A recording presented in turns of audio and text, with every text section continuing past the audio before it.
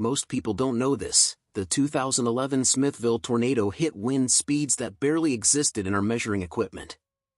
But here's what's wild, the real story isn't about the speed. It's about what happened next. It's about the moment that changed how meteorologists study violent tornadoes forever. Stick around, because what you're about to see will make you question everything you thought you knew about nature's deadliest weapon. May 27, 2011. 1:47 p.m. Smithville, Texas. The sun was warm. The sky was deceptively blue. Somewhere in the distance, a dog barked. Kids rode bikes down quiet residential streets. Parents checked their phones. Weather warnings scrolled across local news stations, but they were used to warnings. Texas saw them all the time. Spring storms were just part of the rhythm of life here. Nobody knew that in the next 2 hours, their town would become the epicenter of one of the most violent tornadoes ever recorded in American history. But something was changing in the atmosphere. High above, in the storm clouds that were beginning to gather like bruised fruit, meteorologists were watching the data stream in real time. They saw it. The numbers didn't lie.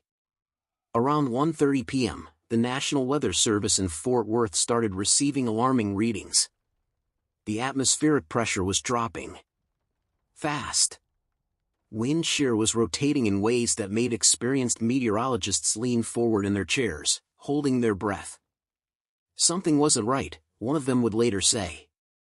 The temperature gradient between the warm ground and the upper atmosphere was creating a perfect, almost too perfect, recipe for disaster. It was textbook. It was dangerous. It was exactly what spawns the worst storms on Earth. But here's what made this different. The models weren't just predicting a strong tornado. They were predicting something unprecedented. Across Smithville, most people were still going about their day. Businesses were open. The hardware store had customers browsing paint samples. The diner was serving lunch. A couple sat on their porch, noticing the wind pick up, thinking maybe they should check the forecast. Social media feeds buzzed with weather warnings, but warnings had become background noise, white noise in a state that sees severe storms almost every spring. Then, around 2:50 p.m., the National Weather Service issued something different. Not just a tornado watch. Not just a warning. A rotation signature, clear, unmistakable rotation on the radar. A tornado was forming. And it wasn't forming slowly. The text alerts started hitting phones. Red. All caps. Take cover now. But by then, something terrifying had already begun. Witnesses describe it differently. Some said the sky turned greenish-black. Others said it looked like the heavens themselves were being torn open. But the sound. God, the sound was what nobody could shake. A roar. Deeper than jet engines. Deeper than any human had ever heard in real life. One woman said it sounded like a freight train mixed with a scream. The tornado wasn't just forming, it was strengthening. And the wind speeds being measured were entering territory that meteorologists had to double-check their equipment to believe. 200 miles per hour winds.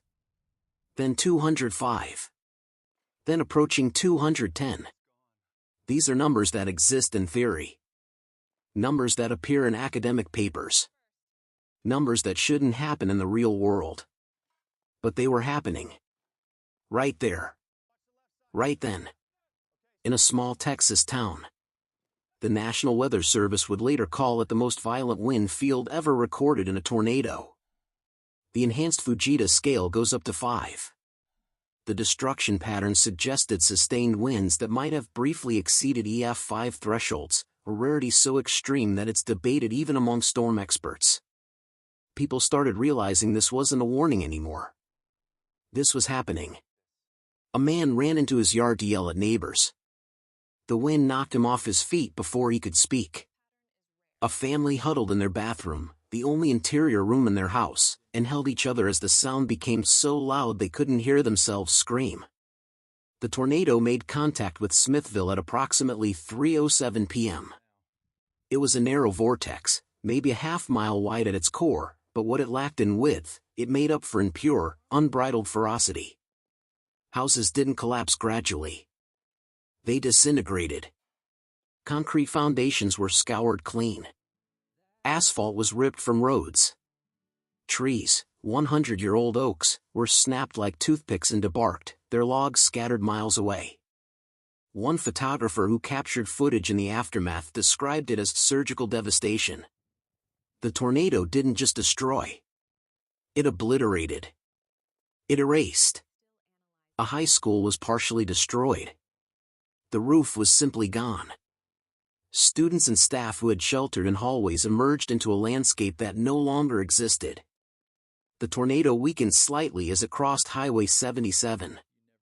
Survivors thought maybe, just maybe, it was over. But no one expected what came next. The tornado didn't dissipate. It intensified again. Storm chasers following the system reported that after a brief period of apparent weakening, the wind speeds actually increased. The radar showed the rotation tightening. The damage patterns became even more violent. This wasn't supposed to happen. Tornadoes typically weaken after 15 to 20 minutes. This one had been on the ground for longer, and instead of fading, it seemed to be drawing energy from somewhere. Meteorologists would later analyze this anomaly. The atmospheric conditions were so extreme, the wind shear so intense, and the updraft so powerful that the tornado actually re-intensified before reaching its final dissipation point. It's exceptionally rare.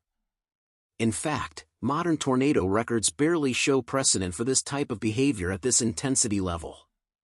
By the time the tornado finally lifted, Smithville was no longer a functioning town.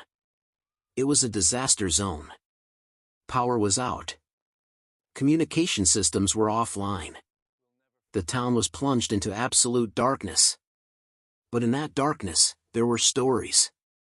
A man in his 60s dug through the rubble of what used to be his neighbor's house. His hands were bleeding. He didn't stop. He found the neighbor pinned under wooden beams. With the help of other survivors, he got them out alive. One rescuer found a young girl under what remained of a porch. She was conscious. Alive. He carefully removed debris piece by piece, talking to her the entire time, reassuring her. When he finally pulled her free, she asked if her cat was okay. Her cat was fine. The fear was real. The exhaustion was real. But so was the human response, the instinct to help, to save, to comfort. The Smithville tornado remains one of the most studied events in modern meteorological history. It taught us that nature doesn't follow our theories perfectly.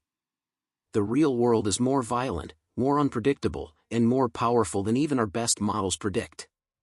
The people of Smithville lived through that something. And they survived. They rebuilt. They remembered. Today, when storm warnings sound in Texas, people remember Smithville. They take the sirens seriously. Because they know that warnings aren't background noise, they're the difference between life and death.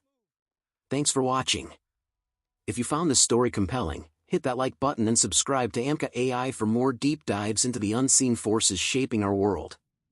Stay safe, and stay curious.